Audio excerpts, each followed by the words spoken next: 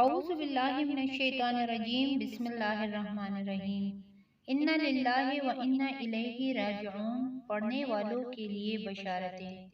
نبی کریم صلی اللہ علیہ وآلہ وسلم ارشاد فرماتے ہیں کہ جو بندہ مصیبت کے وقت گھبرانے، چلانے اور رونے کے بجائے انا للہ و انا الیہ راجعون پڑھتا ہے تو اللہ تعالیٰ دنیا میں اس کو اس نقصان کا بہترین بدلہ عطا فرماتا ہے اور آخرت کے لیے اس کا اجر و ثواب جمع کر لیتا ہے۔ نبی کریم صلی اللہ علیہ وآلہ وسلم معمولی سے معمولی تکلیف کے موقع پر بھی انا للہ و انا الیہ راجعون پڑھا کرتے تھے۔ ایک مرتبہ ہوا سے چراغ بجھ گیا تو آپ نے انا للہ و انا الیہ راجعون پڑھا۔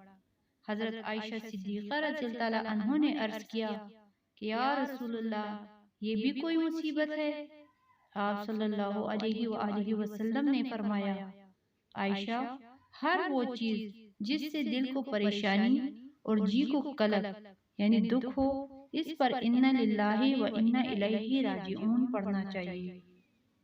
حضرت ابن عباس رضی اللہ عنہ سے روایت ہے کہ رسول اللہ صلی اللہ علیہ وآلہ وسلم نے ارشاد فرمایا کہ جس نے مصیبت کے وقت انا للہ و انا الیہ راجعون پڑھا تو اللہ تعالیٰ اس کی تلافی فرما دیں گے اور اس کی آخرت اچھی کر دیں گے اور اسے ضائع شدہ چیز کے بدلے اچھی چیز عطا فرمائیں گے۔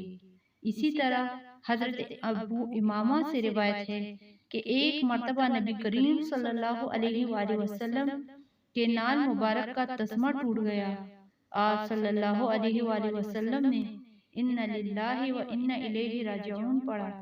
صحابہ کرام نے عرض کیا کہ یا رسول اللہ، کیا یہ بھی مصیبت ہے؟ تو نبی کریم صلی اللہ علیہ وآلہ وسلم نے فرمایا کہ مومن کو جو امر ناگوار پہنچتا ہے وہی مصیبت ہے، اسی لیے انا للہ و انا الیہ راجعون پڑھنے کا معمول بنا ہے تاکہ آپ کو بھی دنیا اور آخرت میں بھلائی مل سکے انشاءاللہ۔